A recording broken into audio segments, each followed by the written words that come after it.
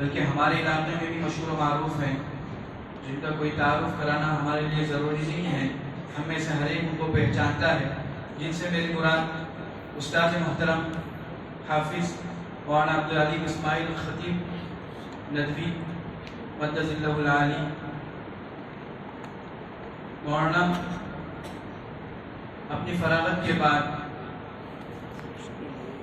U P کے ایک مدرسے میں مدرس کی حیثیت سے جو ہے اپنی خدمات انجام دینے لگے۔ اس کے بعد چند سالوں کے بعد مولانا جو ہے بھٹکل تشریف لائے اور کئی سالوں سے الحمدللہ جامعہ اسلامیہ میں استاذ کی حیثیت سے اور جامعہ مسجد بھٹکل میں حضرت مولانا عبدالباری رحمۃ اللہ علیہ کے انتقال کے بعد امام و خطیب کی حیثیت سے اپنی خدمات انجام دے رہے ہیں۔ مولانا ایسے استاذ ہیں کہ کسی مضمون کی طرف ہم اگر ان کو خاص کر دیں کہ تفسیر کے استاذ ہیں، تو پھر جو ہے حدیث کے اندر جو عمدہ علم ہے اس میں کمی ہو جائے گی۔ میرا کہنے کا مطلب یہ ہے کہ جو بھی فن، جو بھی موضوع، جو بھی کتاب مولانا کو پڑھانے کے لیے دی جائے گی وہ اس فن کے ماہر کہلائیں گے۔ یعنی اس طرح مولانا کا علم ہے۔ مولانا کو ہم نے دیکھا ہے کہ جب بھی مولانا کا کوئی خالی گھنٹہ ہوتا تو کہیں جو استاذ ہوتا ہے ان کو آرام کی ضرورت ہوتی ہے، لیکن مولانا کا جو خالی گھنٹہ ہوگا وہ جو ہے مولانا آرام کرتے نظر نہیں آئیں گے، بلکہ سیدھے جامعہ اسلامیہ کا جو کتب خانہ ہے وہاں پر مولانا ہم کو نظر آئیں گے۔ اور آج الحمدللہ اتنا بڑا مقام اللہ تعالیٰ نے مولانا کو دیا ہے کہ ہم تصور بھی نہیں کر سکتے۔ چھوٹی سی عمر ہے مولانا کی، کوئی زیادہ عمر نہیں ہے، اتنی چھوٹی عمر میں اللہ تعالیٰ نے بہت قبولیت سے نوازا ہے۔ مولانا کے جو خطابات ہوتے ہیں الحمدللہ پورے ہندوستان میں اس کو سنا جاتا ہے۔ بہرحال مولانا کے سامنے جو تعریف کرنا میں مناسب نہیں سمجھتا، ہمارے جو عوام ہیں ان کو پہچانتے ہیں، اس لیے بغیر کسی تاخیر کے میں استاد مکرم سے گزارش کروں گا کہ آپ کو جو موضوع دیا گیا ہے اس موضوع کے تحت جو ہے اپنی بات ہمارے سامنے رکھیں۔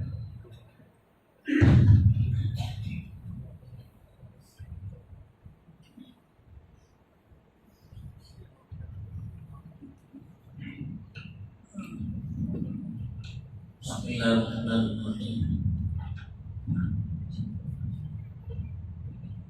الحمد للہ رب العالمین،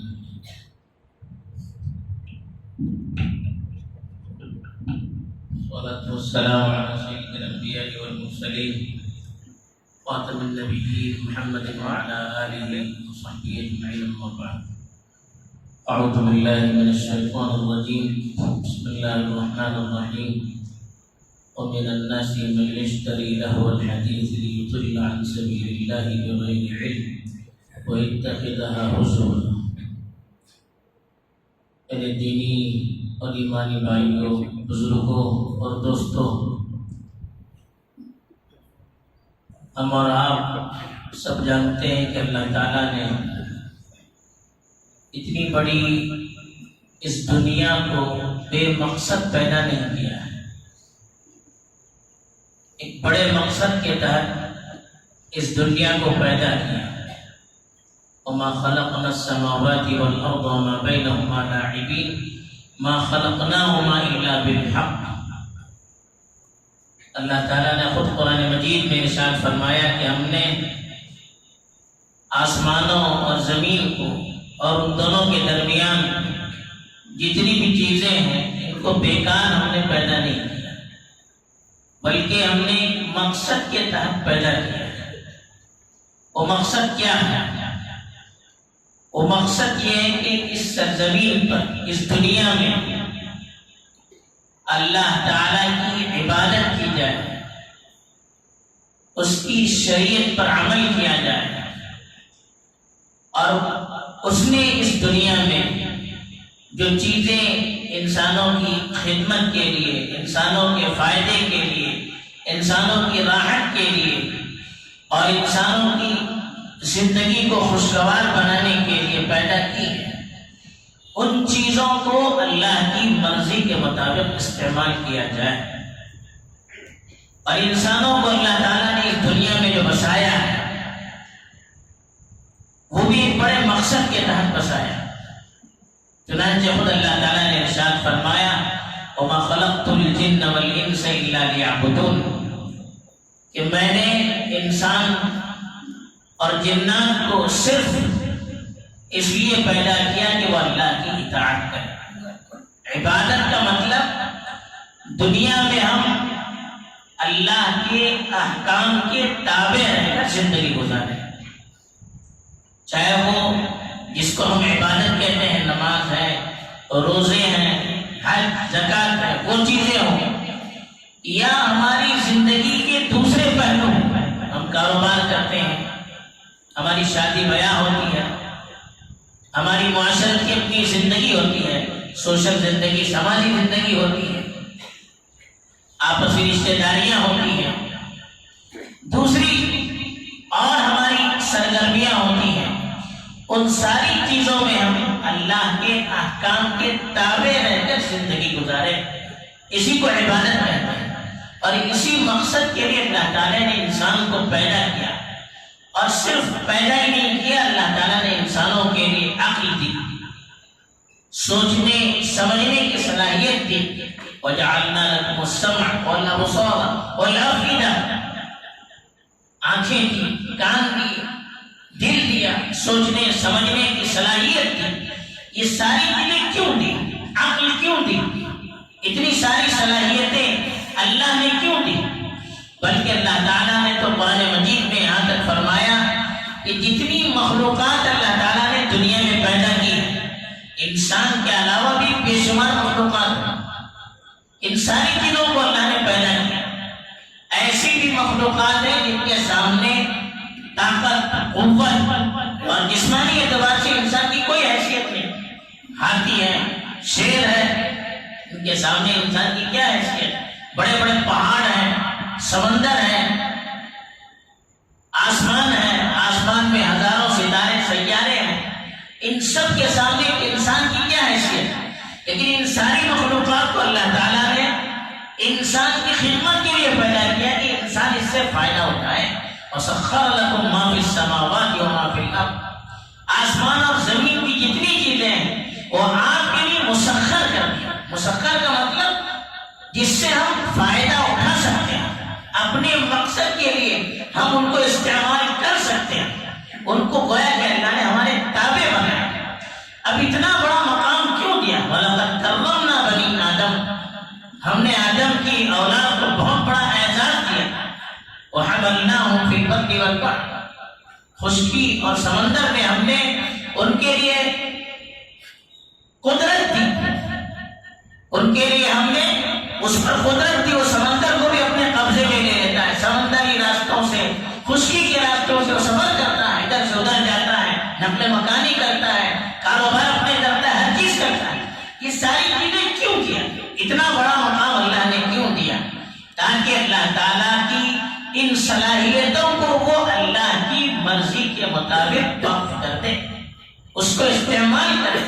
اور اس کے لیے اللہ تعالیٰ نے چھوٹی سی زندگی دی، کسی کو 40 سال، کسی کو 50 سال، کسی کو 60 سال، کسی کو 70 سال، اس سے زیادہ بہت کم لوگ پال کر پاتے ہیں۔ اب یہ ساری چیزیں اللہ تعالیٰ نے ہمیں دی ہے، اس کے استعمال کرنے کا ہمیں اختیار دیا ہے، دنیا میں رہنے کے لیے سارے وسائل دیے اور عمر دی دنیا میں گزارنے کے لیے۔ اب ان ساری چیزوں کو اللہ نے بیکار نہیں دیا، اب اس کے متعلق اللہ تعالیٰ پوچھیں گے ہم نے اپنی صلاحیتوں کو کہاں استعمال کیا، آنکھ کو کہاں استعمال کیا، کان کو کہاں استعمال کیا، عقل کو کن کاموں میں استعمال کیا۔ اللہ نے جو صحت دی اس کو کہاں استعمال کیا، اللہ نے جو عمر دی اس عمر کو، اتنی قیمتی عمر کو ہم نے کہاں استعمال کیا۔ ان ساری چیزوں کے بارے میں اللہ تعالیٰ سوال کریں گے۔ اب یہ ہماری زندگی ہے، ہماری ذمہ داری ہے کہ ہم اگر یہ چاہتے ہیں کہ کل کو جب مرنے کے بعد اللہ کے دربار میں ہم حاضر ہوں اور اللہ کے سامنے جب ہمیں جواب دینے کے لیے بلایا جائے تو ہمارا جواب کیسا ہوگا؟ جب ہمارا حساب کتاب اللہ کے سامنے پیش کیا جائے تو ہمارے اعمال کیسے ہیں؟ یہ اب ہمیں اختیار اللہ نے دیا ہے، اور دونوں راستے بھی دکھا دیے۔ وَهَدَيْنَاهُ النَّجْدَيْنِ، خیر کا راستہ، شر کا راستہ، یہ بھی دکھا دیا۔ اور اس کے ساتھ ساتھ ایک مقابلے کے لیے طاقت بھی رکھی، شیطان کو بھی پیدا کیا۔ اب وہ شیطان نے اللہ کے سامنے قسم کھا رکھی ہے کہ لَآتِيَنَّهُم مِّن بَيْنِ أَيْدِيهِمْ وَمِنْ خَلْفِهِمْ وَعَنْ أَيْمَانِهِمْ وَعَنْ شَمَائِلِهِمْ، کہ میں ان کے آگے سے آؤں گا، پیچھے سے آؤں گا، دائیں سے آؤں گا، بائیں سے، چاروں طرفہ ایسے وسائل، ایسے اسباب پیدا کروں گا کہ انسان اس سے گمراہ ہو جائے۔ اس کے لیے وہ جان توڑ کوشش کر رہا ہے، اللہ کے سامنے اس نے قسم کھا رکھی ہے۔ اب وہ اپنی طاقت کو انسانوں کو گمراہ کرنے کے لیے پوری جھونک رہا ہے، اس کے لیے اپنی پوری صلاحیت استعمال کر رہا ہے۔ اب یہ ہماری اپنی اللہ کی دی ہوئی صلاحیتوں کو ہم کہاں استعمال کرتے ہیں، ایک بہت بڑا امتحان ہے۔ اب اس امتحان میں ہم کیسے کامیاب ہوتے ہیں، اس کے لیے ہمیں اپنی ان صلاحیتوں کو صحیح جگہوں پر لگانا چاہیے۔ اللہ نے آنکھ دی ہے، تو اس آنکھ سے ہم کیا دیکھتے ہیں، آنکھیں ہماری کس جانب رخ کرتی ہے، اڑوس پڑوس والے ہمیں دیکھ نہیں سکتے، لیکن اللہ تعالیٰ دیکھتے ہیں۔ یعلم خائنۃ الاعین وما تخفی الصدور، کہ دل کہاں کہاں، آنکھیں کہاں کہاں بھٹکتی ہے ہماری، دل کے اندر کیا کیا خیالات بنتے ہیں، کیا کیا جذبات ہمارے دلوں کے اندر ہیں، ان ساری چیزوں کو اللہ تعالیٰ جانتے ہیں۔ ان ساری چیزوں سے اللہ تعالیٰ واقف ہے، ایک ایک چیز کی اس پر نفس کی ایک ایک چیز پر اس کی نظر ہے۔ اللہ بغافل عما تعملون، تم لوگ جو عمل کرتے ہو، اللہ تعالیٰ فرماتے ہیں تم لوگ جو عمل کرتے ہو اس سے اللہ تعالیٰ غافل نہیں ہے۔ وهو السمیع العلیم، ایک ایک چیز کو سنتا ہے، ایک ایک چیز کی معلومات اللہ کے پاس رہتی ہے۔ اللہ تعالیٰ جب حساب لیں گے تو دوسروں کے سہارے کی ضرورت نہیں، یہاں سے رپورٹ منگوائیے، وہاں سے رپورٹ منگوائیے، ان سب چیزوں کی کوئی ضرورت نہیں ہے۔ ہر چیز اللہ کی معلومات میں، ہر چیز اللہ تعالیٰ اپنی آنکھوں سے دیکھتے ہیں، ہر چیز اپنے کان سے اللہ تعالیٰ سنتے ہیں۔ اب اس کی کیا کیفیت ہے اللہ تعالیٰ جانتے ہیں۔ اب ہمیں احساس بھی اپنے اندر رکھنا چاہیے کہ ہمارا ایک ایک عمل، ہمارا ایک ایک قدم اللہ کی نگرانی میں ہے۔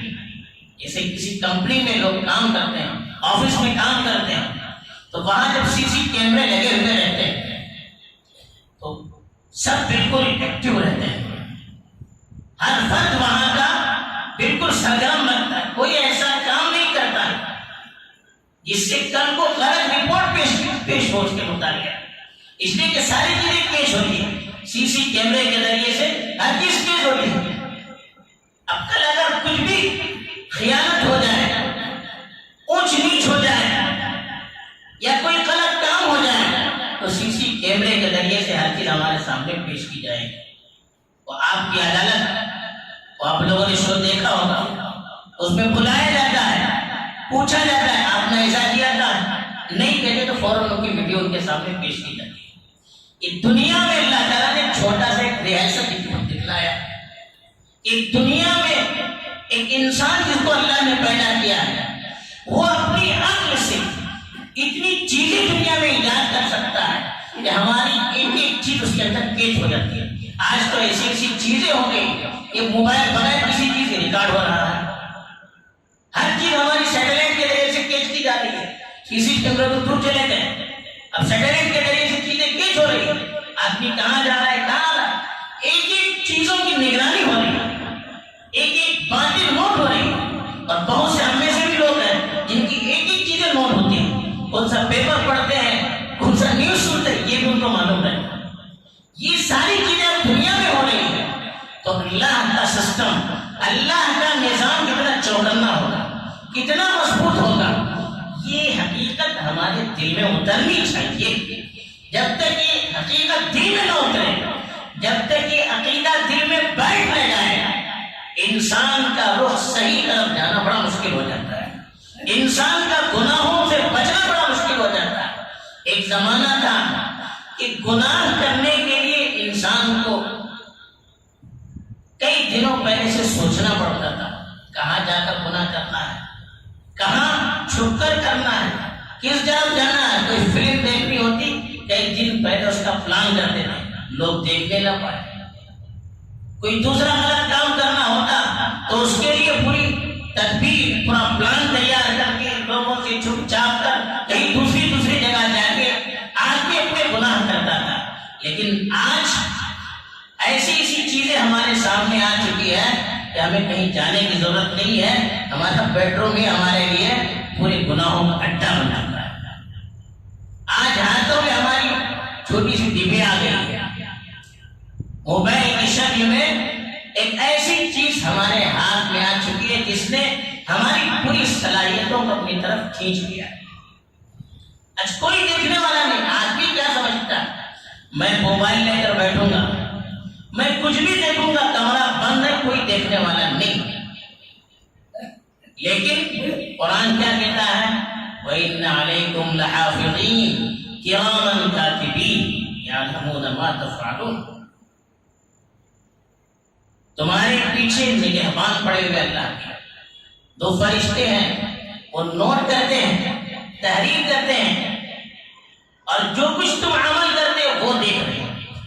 فرشتے دیکھ رہے ہیں، فرشتوں کے سامنے ہوتا ہے. ما يلفظ من قول الا لديه رقيب عتيد. آدمی کی زبان سے ایک لفظ بھی نکلتا ہے، سامنے فرشتے رہتے ہیں، فوراً پیش کر دیتے ہیں. اللہ تو دیکھ ہی رہا ہے، اللہ سے تو کوئی چھپا ہوا نہیں ہے. فَإِن لَّمْ تَكُن تَرَىٰ فَإِنَّهُ يَرَىٰ. تم اگرچہ اللہ کو نہیں دیکھ رہے ہو، اللہ تو تمہیں دیکھ ہی رہا ہے. تو ہم کام کر رہے ہیں غلط کام، ہم سمجھتے ہیں کوئی نہیں دیکھ رہا ہے. ایک تو اللہ خود دیکھ رہے ہیں، دوسرے اللہ کے فرشتے دیکھ رہے ہیں. تیسری چیز ہم یہ سمجھتے ہیں کہ یہ ہمارے ہاتھ ہمارے ہیں، ہماری زبان ہماری ہے، ہماری آنکھیں ہماری ہیں، ہمارے پیر ہمارے ہیں. نہیں، کل قیامت کے دن اللہ کے یہاں یہ بھی گواہی دیں گے.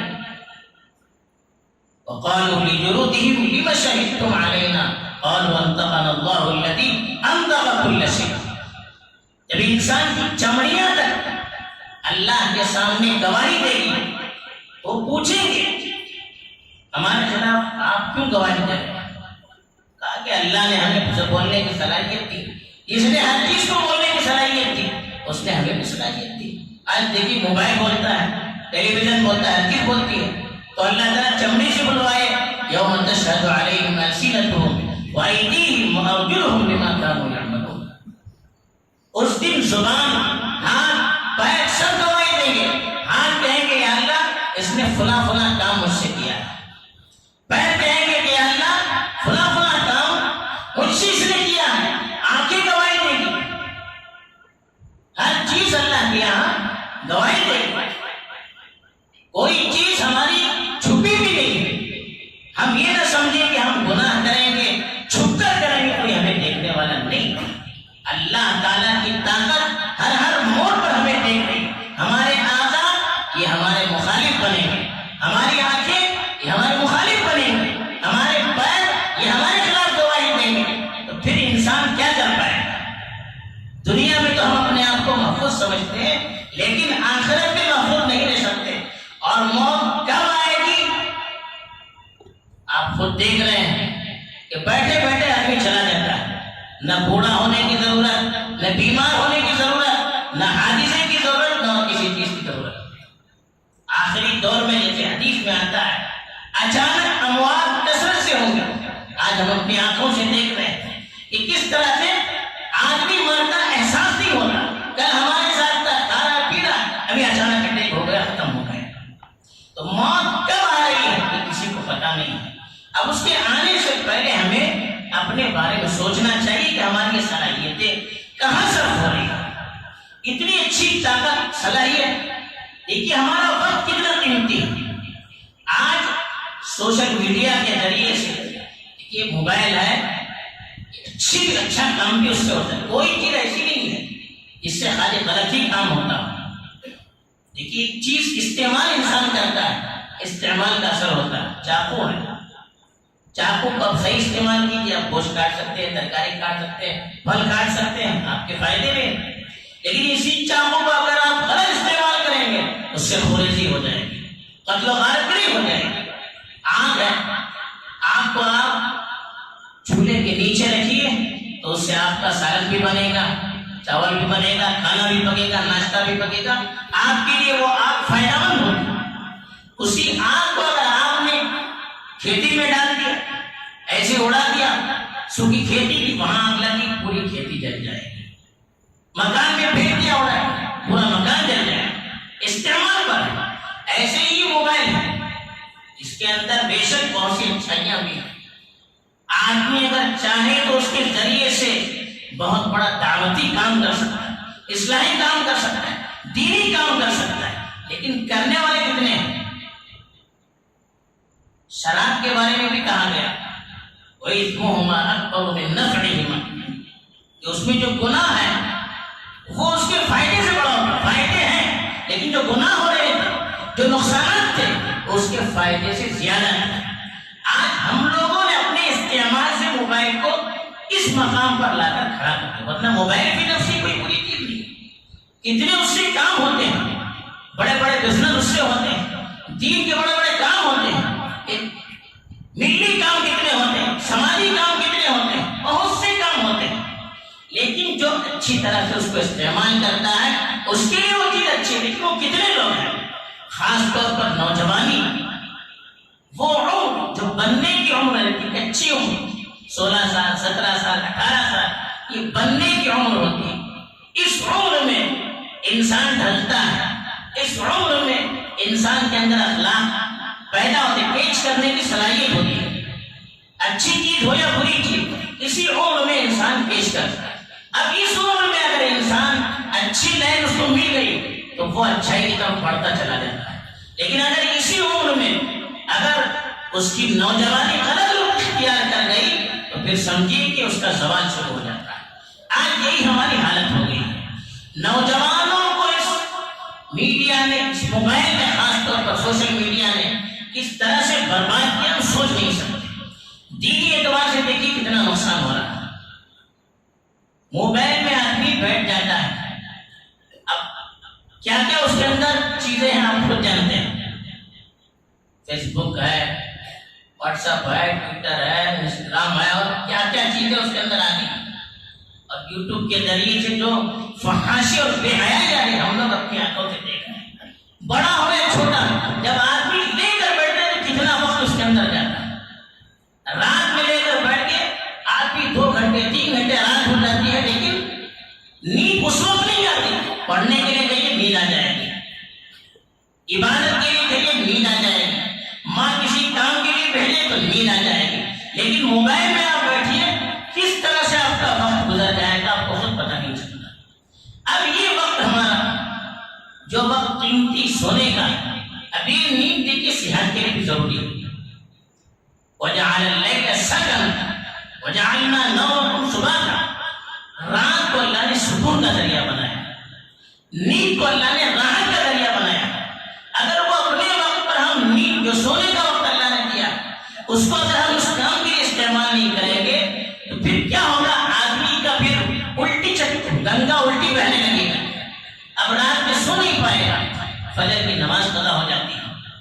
پھر آدمی اگر وہ اسکول میں جانے والا بچہ ہے تو اسکول صحیح وقت پر نہیں جا سکتا، اپنی پڑھائی کور نہیں کر سکتا، وہاں جائے گا بھی تو دماغ دوسری طرف رہے گا، یا تو سوتا رہے گا، یا رات پر جو دماغ میں گوبر اس نے جمع کیا، جو برائیاں دماغ میں جمع ہوئی رات بھر دیکھ کر، اب دن بھر اس کی جگالے کرتا رہے گا، اسی کو سوچتا رہے گا۔ اب اس کی پڑھائی کی طرف کیا توجہ رہے گا؟ کس طرح سے وہ پڑھے گا؟ نوکری کرنے والا ہے، کیسے نوکری کرے گا بیچارہ؟ رات بھر نیند نہیں لگی، وہ اپنا کام کاج نہیں کر سکتا، تو عبادت بھی ضائع ہو جاتی ہے، دین سے بھی دور ہو جاتا ہے۔ موبائل کی جب استعمال کی کثرت ہوتی ہے تو نمازیں چھوٹ رہی ہیں، تلاوت چھوٹ رہی ہے، ذکر و اذکار چھوٹ رہے ہیں، اچھی مجلسوں میں شرکت کے جو مواقع ملتے ہیں اب موبائل کی وجہ سے آدمی اس سے بھی غافل ہو رہا ہے۔ دین کے اعتبار وقت کتنا ضائع، عمر، ایک بڑی عمر ضائع ہو رہی ہے، آدمی اس میں پڑھنے کی وجہ سے کتنے کام سے غافل ہو رہا ہے، خاندانی سسٹم پورا تباہ ہو رہا ہے۔ آدمی تو اپنی فکر، رشتے کہیں کوئی بیمار ہے، کہیں کوئی ضرورت مند ہے، کہیں کوئی میت ہو رہی ہے، کہیں اور کوئی حادثہ ہو رہا ہے، ہم کو جانے کا موقع نہیں، کیوں ہم موبائل لیے بیٹھے ہیں، اپنے کام میں مشغول ہیں، گھر میں مہمان آتا ہے، بھولنے کا موقع نہیں، اسے لگتا ہے کوئی اتنا بڑا کام ہے، یہ 1 منٹ چھوٹ جائے گا، لاکھوں کا نقصان، کچھ نہیں، اپنا گیم لے کے کھیلتا ہے۔ اور پھر سب سے بڑھ کر نقصان آپ کی جو گیم وغیرہ کھیلتے ہیں اس میں یہ بھی بہت بڑی دشمنوں کی سازشیں ہیں۔ آدمی دیکھیے کھیلتا رہتا ہے، اب دماغ کس چیز کا عادی ہوتا ہے نا، پھر وہ دماغ دوسری طرف ہمارا کام نہیں کر سکتا، ہماری سطح نیچے آتی ہے۔ کھیلنے کی عمر چھوٹی بچوں کی ہوتی ہے، جن کے ذمہ کوئی ذمہ داری نہیں ہوتی، وہ کھیلنے کی عمر والے ان کی سطح وہی ہوتی ہے۔ اب چھوٹے بچوں کو دیکھیے، وہ ایسا کرتا رہتا ہے، ایسا کرتا رہتا ہے، یہ کھیلنے کی عمر ہوتی ہے اس کی۔ اب اس عمر کی حد تک کھیلنا ٹھیک ہے۔ اب یہی بچہ اگر بڑی عمر میں بھی کھیلتا رہے گا تو اپنی ذمہ داری کا احساس نہیں ہوگا اس کو۔ آج یہی ہمارا مسئلہ ہے، موبائل میں ہم گیم کھیلتے کھیلتے بڑے بڑے لڑکے، ان کا دماغ بھی اتنی نیچے آ چکا ہے، سطح اس کی اتنی نیچے آ چکی ہے کہ اب اس کو اپنی ذمہ داری کا احساس نہیں، وہ بس اسی کو سب کچھ سمجھ رہا ہے، کھیل کو گیم جو کھیلتے ہیں اسی کو سب کچھ سمجھ رہا ہے۔ دنیا میں کیا ہو رہا ہے کچھ بھی معلوم نہیں، ملک میں کیا ہو رہا ہے کچھ بھی معلوم نہیں، کیا مسائل دنیا میں پیش آ رہے ہیں کچھ بھی معلوم نہیں، اپنے آپ کو اس لائق نہیں سمجھ رہا ہے۔ اس لیے کہ سوشل میڈیا نے ہمارے اپنے ذہن کو موبائل کے اندر اس طرح سے گمسم کر دیا کہ ہم خارجی دنیا، باہر کی دنیا سے بالکل غافل ہیں۔ ہم اپنی آپ میں مست رہتے ہیں، آدمی اپنے آپ میں مست رہتا ہے، اب باہر کیا ہو رہا ہے، دنیا میں کیا ہو رہا ہے، اس کا احساس نہیں رہتا ہے۔ اس سب سے بڑا نقصان کہ ہمیں اپنے مسائل سے، اپنے مقاصد سے ہٹا کر ہمیں چھوٹی چھوٹی چیزوں میں دشمنوں نے لگا دیا۔ اب اسی کو ہم سب کچھ سمجھ رہے ہیں اور وہ اپنا پورا پلان نافذ کرتا ہے، ہمیں اس طرح کی چھوٹے چھوٹے کھیل میں لگا کر ہمارے مقصد سے ہم ہٹ گئے، ہماری جو عملی زندگی تھی اس سے ہم ہٹ گئے، میدان سے ہم ہٹ گئے۔ اب دشمنوں کے لیے ہر کام کرنے کے لیے گنجائش ہے، کوئی روکنے والا نہیں، کوئی ٹوکنے والا نہیں، ہمیں خود معلوم نہیں ہو رہا ہے ہمارے خلاف کیسے کیسے قوانین پاس ہو رہے ہیں، کیا کیا پالیسیاں لاگو کی جا رہی ہیں، کیسی کیسی سازشیں ہو رہی ہیں، کوئی بھی معلوم نہیں۔ ہم تو اپنی دنیا میں مست ہیں۔ ایسے ہم کو معاشرے سے اور پریکٹیکل لائف سے کاٹ کر ہمیں اپنی زندگی میں لگا دیا، انفرادی زندگی میں لگا دیا۔ اب آدمی اپنے بارے میں سوچتا ہے، باہر کیا ہو رہا ہے اس کو معلوم نہیں۔ یہ بہت بڑا ہمارا نقصان ہے۔ دوسرے سیریلیں، فلمیں، اب ان کو دیکھنے کی اتنی عادت ہو گئی ہے کہ ہم سوچ نہیں سکتے اب اس سے کیا نقصان ہوتا ہے۔ آپ کو یاد رکھنا چاہیے کہ یہ دور تو ایسا ہے، جو سیریل بنائے جاتے ہیں، جو فلمیں بنائی جاتی ہیں، یہ خالی اب تفریح کا ذریعہ نہیں ہے۔ لوگ سمجھتے ہیں کہ یہ خالی ٹائم پاس کرنے کے لیے ہے، تفریح کرنے کے لیے، موڈ فریش کرنے کے لیے نہیں، اس کے پیچھے بڑی طاقتیں کام کر رہی ہیں۔ ہر سیریل بنتا ہے اس کے پیچھے پوری فکر لگتی ہے، جو بناتا ہے وہ اپنا کلچر اس پہ عام کرنا چاہتا ہے، وہ اپنی فکر اس کے ذریعے سے عام کرنا چاہتا ہے۔ اگر وہ اسلام کے خلاف ہے تو اس طرح کی چیزیں عام کرنا چاہتا ہے، برائیوں کو عام کرنا چاہتا ہے۔ ایسے کھلے عام شراب پیتے ہوئے دکھائیں گے، اس کو دیکھ دیکھ کر ہمارے نوجوان جو دیکھتے ہیں ان کے دلوں سے شراب کی جو حرمت یا شراب کے بارے میں جو نفرت تھی وہ نفرت ختم ہو جائے گا۔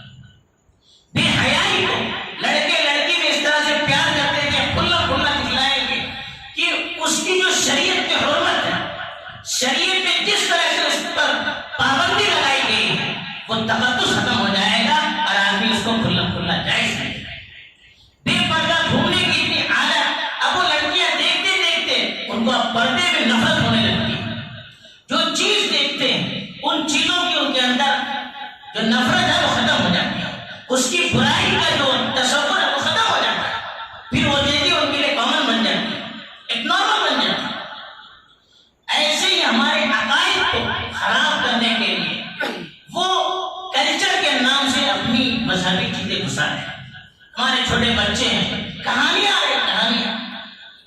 دیوتاؤں کی کہانیاں، جنات کی کہانیاں، پریوں کی کہانیاں اتنے اچھے انداز میں پیش کی جا رہی ہے کہ ہمارے بچے بچیاں چھوٹے چھوٹے اس کو دیکھنے کے عادی، لاکھوں ہمارے اپنی مسلم بچے اس کو دیکھتے ہیں۔ اب ان کہانیوں کے ذریعے سے ان کے جو لوگ ہیں غیر مذہب والے، ان کی عظمت دلوں میں بٹھائی جا رہی ہے، ان کے کارنامے ان کو بیان کیے جا رہے ہیں۔ اب آہستہ آہستہ ان کے دلوں کی عظمت بیٹھ رہی ہے۔ ان کی جو تہوار ہے، دیوالی ہے یا دوسرے ان کی جو تہوار ہیں، ان تہواروں کو اس طرح سے کر کے پیش کیا جا رہا ہے گویا کہ یہ سب سے بڑا انعام ہے۔ اب یہ دیکھتے دیکھتے ان چیزوں کی محبت بچوں کے دلوں میں پیدا ہو کہ کہاں سے کہاں تک بات پہنچ رہی ہے۔ بچے ہماری گھر کی دیوار میں رہ رہے ہیں لیکن ان کا دماغ ہم سے 100 گنا دور پہنچ چکا ہے۔ جو چیزیں وہ سال کی محنت سے نہیں کر سکے، اس موبائل کے ذریعے سے جو فلمیں، جو سیریل، جو کہانیاں، جو کامیڈی کارٹون بھی ہوتے ہیں، اس میں بھی آپ غور کریں گے کہیں نہ کہیں آپ کو دین کے خلاف چیزیں مل جائیں گی۔ اب انہیں چیزوں میں عام کر کے ہمارے نوجوانوں کے ذہنوں کو بگاڑا جا رہا ہے، عقائد خراب کیے جا رہے ہیں، فکریں تبدیل کی جا رہی ہیں۔ اب انہیں چیزوں کو عورتیں دیکھتی ہیں، شادی بیاہ میں وہی رسمیں آتی ہیں، غیروں کی رسمیں شادی بیاہ میں آتی ہیں، کہاں سے؟ موبائل میں دیکھ رہی، سیریلوں میں دیکھ رہی، ساری رسمیں ہمارے گھر میں آ رہی ہیں۔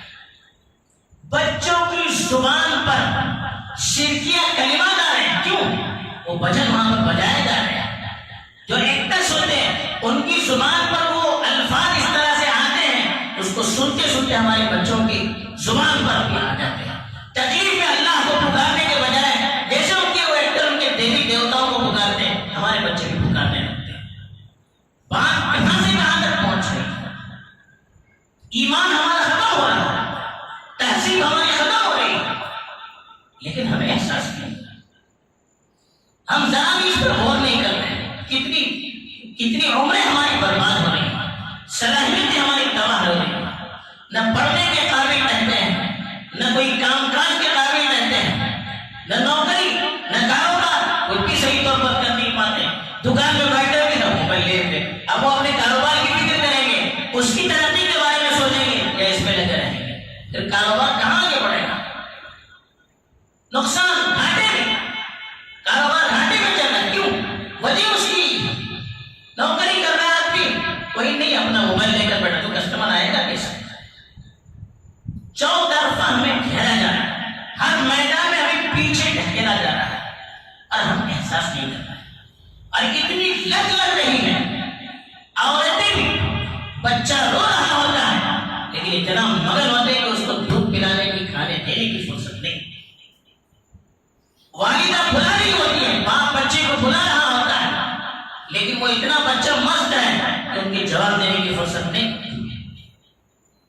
یہ ساری نافرمانیاں بھی اس کے ذریعے سے آ رہی ہیں۔ جب گھر میں عورتیں اپنا زیادہ وقت سوشل میڈیا پہ لگائے گی، چیٹنگ کرنے میں، سیریل دیکھنے میں یا دوسری چیزوں میں، تو پھر وہ گھر کے کام کاج کہاں صحیح طور پر کر سکتی ہیں؟ اپنے بچوں کی تربیت کیسے کر سکتے ہیں؟ آپ خود سوچیے۔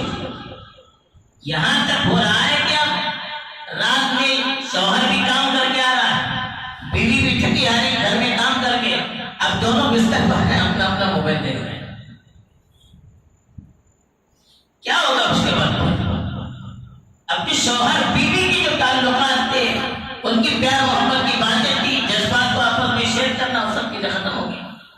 اب یہی سب کچھ چیزیں بن گئی۔ بچے پہلے کھیلتے تھے، کرکٹ کھیل رہے ہیں، کبڈی کھیل رہے ہیں، والی بال کھیل رہے ہیں، بیڈمنٹن کھیل رہے ہیں، بھاگ رہے ہیں، سائیکل چلا رہے ہیں، سب کچھ تیر رہے ہیں، سب کچھ ختم ہو رہا ہے۔ اب سب پیچھے، چار دوست بیٹھتے ہیں، محلے میں بیٹھ رہے ہیں، پہلے باتیں کرتے رہتے تھے، بیٹھے بچے بیٹھتے تھے، اب وہ چاروں اپنے اپنے موبائل میں مگن ہیں، سب ختم۔ اب اتنے مگن رہتے ہیں کہ اگر کوئی کتا اگر کاٹ کر چلا جائے ایک ساتھی کو، دیکھنے کی ان کو فرصت نہیں۔ یہ چیزیں ہو رہی، کیوں ہو رہی؟ اب اس پر ہمیں غور کرنا چاہیے کہ معاشرہ کہاں سے کہاں تک پہنچ رہا ہے۔ اخلاق بھی بگڑ گئے، زبان پر ہم نے کہا کیا کیا الفاظ آ رہے ہیں۔ کپڑے، اب کپڑے اس کا فیشن بھی دیکھ رہے ہیں، موبائل پر دیکھ رہے ہیں، سیریلوں میں دیکھ کر عورتیں بھی اپنے ڈریس اب اس کے مطابق بنا رہی ہیں، کون سی ہیروین کیسے پہنتی، کون سی ایکٹریس کیسے پہنتی۔ کپڑے ہمارے گھروں میں آ رہے ہیں، بے حیائی کے کپڑے. کوئی چیز بچی نہیں ہے، کوئی چیز ہماری بچی نہیں. ہر طرح سے ہمیں کھوکھلا کر دیا گیا. ہماری فکریں بھی کھوکھلا، ہمارے اخلاق بھی کھوکھلے ہو گئے، ہمارے اعمال بھی کھوکھلے ہو گئے، ہماری سوسائٹیاں معاشرہ بھی کھوکھلا ہو رہا ہے. لیکن ہمیں فکر نہیں ہے. آج سنجیدگی سے اس پر غور کرنے کی ضرورت ہے. اگر ہم نے اس پر روک نہیں لگایا، اگر ہم نے اس سلسلے میں سنجیدگی سے فکر نہیں کی، تو پھر کل کو یہ معاشرہ، یہ نئی نسل ہمارے ہاتھ میں نہیں رہے گی، کسی قابل نہیں رہے گی. نہ اپنی ملت کی خدمت کر سکے گی، نہ سماج کی کوئی خدمت کر سکے گی، نہ دین کی کوئی خدمت کر سکے گی، بلکہ اپنے گھرانے کی بھی خدمت کے لائق نہیں رہے گی. مرد اپنی بیویوں کے لائق بھی نہیں رہیں گے. یہ حالات ہو رہے ہیں. ایسے حالات میں ہمیں سنجیدگی سے سوچنا چاہیے اور کس طرح سے سوشل میڈیا سے ان کو باہر نکل کر پریکٹیکل لائف میں لگا سکتے ہیں، اس کے لیے کوشش کرنی چاہیے. بچوں کو آپ موبائل سے نکال کر کتابوں سے جوڑ دیجیے، ان کو تعلیم سے جوڑ دیجیے، اچھے اعمال سے جوڑ دیجیے. آج ضرورت اس کی. اگر ہمارے اندر اچھی تعلیم نہیں ہوگی، اچھے اخلاق نہیں ہوگی، ہم غیروں کو کیسے متاثر کروا سکتے ہیں؟ آج ہم پڑھتے رہتے ہیں، سنتے رہتے ہیں کہ کس طرح سے چوطرفہ ہمیں اپنے چنگل میں لیا جا رہا ہے. ہر طرف سے ہم قید ہو چکے ہیں. کب کھا جائے کوئی ہمیں کہہ نہیں سکتا، پھر بھی ہمیں احساس نہیں. ایسے حالات میں تو ہمیں بیدار ہونے کی ضرورت ہے. اب اس کے خلاف مہم چلانے کی ضرورت ہے. کیا اس کے نقصانات، صحت کتنی بگڑ رہی ہے، آنکھیں خراب ہو رہی، چھوٹے چھوٹے بچے ہیں اتنے موٹا موٹا چشمہ آ رہا ہے، ہاتھوں میں راشا پیدا ہو رہا ہے، موبائل پکڑ پکڑ، ہڈیاں کمزور ہو رہی ہیں. یہاں تک کہ ایسے دیکھتے دیکھتے ہارٹ پر اثر پڑ رہا ہے. کتنے نوجوانوں کا اٹیک ہو گیا. اس کی جب سبب کو تلاش کیا گیا تو ڈاکٹر نے کہا کہ موبائل دیکھتے دیکھتے اس پر اثر ہو گیا، دل پر، آنکھوں پر اثر، دل پر اثر اور ہاتھوں پر اثر. یہاں تک کہ یہاں موبائل رکھنے سے شرمگاہ پر بھی اثر. اب وہ بیویوں کے قابل نہیں رہ پا رہے. یہ سب اثرات ہر جگہ نقصان ہو رہا ہے، لیکن ہمیں احساس نہیں ہو رہا ہے. اس کے لیے ہمیں سنجیدگی سے سوچنے کی ضرورت ہے، عملی زندگی میں آنے کی ضرورت ہے. دیکھیے اچھے کام کی جب لذت ہوگی تو پھر برے کام میں لذت نہیں ملے گی. واقعہ یہ ہو رہا ہے کہ ہم نے تلاوت چھوڑ دی. علماء نے لکھا ہے کہ جس کو تلاوت کے سننے کی لذت آئے گی پھر اس کو گانے سے دلچسپی نہیں ہوگی. جس کو تلاوت کے ذکر میں لذت ملے گی، اب غلط چیزوں کو بولنے کی بھی اس میں لذت نہیں ملے گی. اچھی چیزوں کے دیکھنے کی، قرآن پر غور کرنے کی، اچھی چیزوں کے دیکھنے کی عادت پڑے گی تو پھر آنکھیں برائی کی طرف جائے گی نہیں. ہر چیز کا علاج ہے، لیکن ہم کو اس کے لیے کوشش کرنے کی ضرورت ہے. اچھائی جب آتی ہے نا خود بخود برائی چلی جاتی ہے. ان الحسنات یذہبن السیئات. اچھائیاں برائیوں کو خود بخود ختم کر دیتی ہے. جاء الحق وزهق الباطل. حق آتا ہے تو باطل خود بخود چلا جاتا ہے، لیکن حق کو لانے کے لیے تیار نہیں تو پھر کیا ہوگا؟ فماذا بعد الحق الا الضلال. جب حق نہیں ہوگا، سچائی نہیں ہوگی، اچھائی نہیں ہوگی تو برائیاں ہوگی، گمراہیاں ہوگی، غلط چیزیں ہوگی.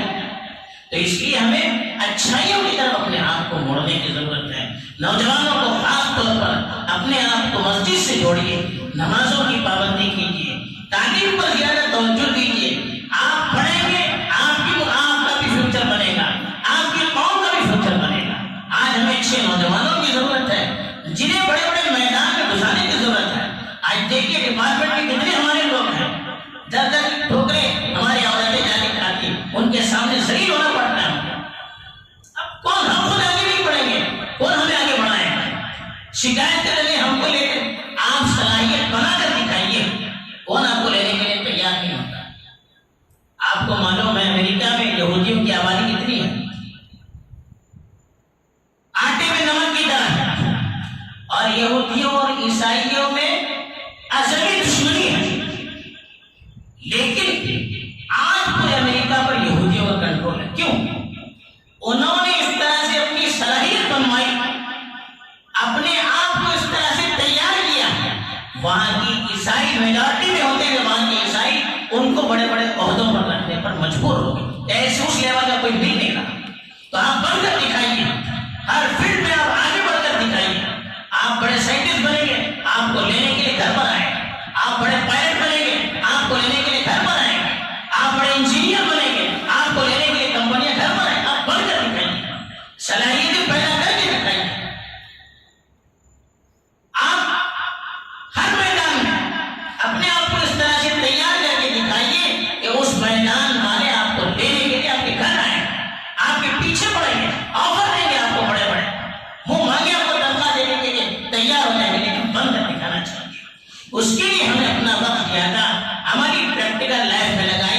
اور موبائل کا کم سے کم استعمال کرنا ہے، اچھے کام کے لیے استعمال کیجیے، اپنی تعلیمی ترقی کے لیے اس کو استعمال کیجیے، اسلام کی تبلیغ کے لیے، اس کی تربیت کے لیے اس کو استعمال کیجیے، اچھی چیزوں کو پھیلانے کے لیے آپ اس کو استعمال کیے۔ وہ غلط سیریز بناتے ہیں، آپ اچھی چیزیں بنا کر دیکھیے، وہ غلط کہانیاں اس میں ڈالتے ہیں، اب اچھی کہانیاں ان کے مقابلے میں لا کر دکھائیے، یہ کیجیے، اس کا مقابلہ کیجیے، اس کا توڑ کیجیے، یہ ہم کر سکتے ہیں، اس کے لیے ہم تیار نہیں، ان کی گندگیاں لینے کے لیے ہم تیار ہیں، اچھائیاں وہاں پر پھیلانے کے لیے ہم تیار نہیں۔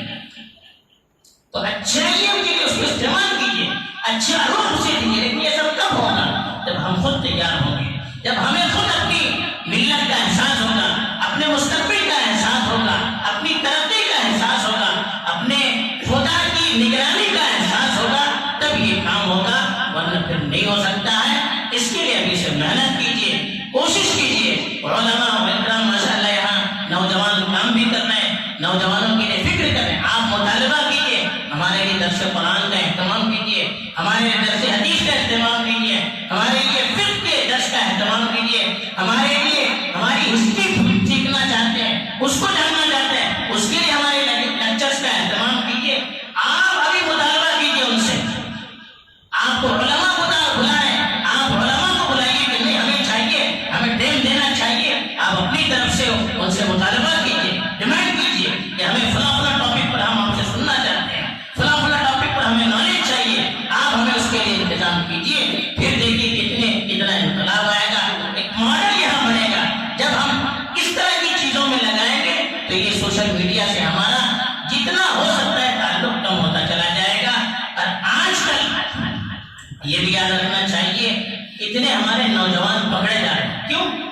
سوشل میڈیا کے غلط استعمال، ہمارے واٹس ایپ میں، ہمارے انسٹاگرام میں ایسی ایسی چیزیں آ رہی ہیں، غلط چیزیں، غلط فکر کی چیزیں، غلط تحریکوں کی چیزیں، ہم اس کو پڑھتے ہیں، دیکھتے ہیں، سامنے والے کو ہم بھیجتے ہیں۔ ریزلٹ کیا ہوتا ہے؟ اس کی وجہ سے ایک ایک چیز ہم نے جیسے کہا جاسوسی ہو رہی ہے، اس کی وجہ سے ان کو اٹھایا جا رہا ہے، پھنسایا جا رہا ہے غلط کیسوں میں، ہمیں احساس نہیں ہے، ایک ایک چیز غلط چیزوں میں ہم چلے جا رہے ہیں۔ تو یہ بھی ہمیں سوچنا چاہیے کہ اس کی وجہ سے کتنے ہمارے نوجوان جیلوں کی سلاخوں کے پیچھے، صرف اس کے غلط استعمال کی وجہ سے، غلط فکریں، غلط تحریکات اور غلط جو چیزیں مومنٹس ہیں وہ ان کو اپنے جانوں میں لے لیتے ہیں، اور اس کے ذریعے سے ساری چیزیں وہاں پہنچ جاتی ہیں، ایک ایک چیزیں وہ نوٹ کرتے ہیں، پھر غلط مقدمے چلواتے ہیں، یہ بھی ہو رہا ہے۔ تو اس لیے ہمیں جتنا ہو سکتا ہے بغیر کسی اشد ضرورت کے اس کا استعمال نہ کریں، زیادہ سے زیادہ عملی پریکٹیکل لائف میں آئیں، کتابوں سے، مسجدوں سے، علماء سے، اپنے کام سے، اپنی جو اپنا کاروبار ہے اس سے، جو آپ کی پریکٹیکل لائف میں آپ کو جانا ہے، جاب کرنا ہے، کمپنی میں جانا ہے، اس کے لیے کیا کیا کرنا ہے، قوم کو ترقی دینے کے لیے کیا کیا کرنا ہے، اس کے لیے آپ سوچیں گے تو انشاءاللہ خود بخود یہ چیزیں آپ سے دور ہوتی چلی جائیں گی، اور اچھائیوں کی طرف طبیعت مائل ہو جائے گی، اور بہت سی برائیوں سے اور بہت سی سازشوں سے ہم خود بھی بچیں گے، اور ہماری آئندہ نسل بھی محفوظ ہوگی، ورنہ پھر کیا ہو سکتا ہے اور اللہ جانتا ہے۔ اللہ تعالیٰ ہمیں صحیح سمجھ عطا فرمائے اور سوچ سمجھ کر آگے بڑھنے کی توفیق دے، اور دشمنوں کی ہر اس سازش سے ہمیں اور ہماری نئی نسل کو محفوظ کرے، جس سے ان کا ذہن و دماغ گندا بھی ہو رہا ہے، مفلوج بھی ہو رہا ہے، بگڑ بھی رہا ہے، اور خرافات کی طرف مائل بھی ہو رہا ہے، اور جس کی وجہ سے وہ اپنے مقصد اور اپنے مشن سے غافل ہوتے چلے جا رہے ہیں۔ اللہ تعالیٰ توفیق دے، آمین۔ وآخر دعوانا الحمدللہ رب العالمین۔ خیرہ، اس موقع پر سب سے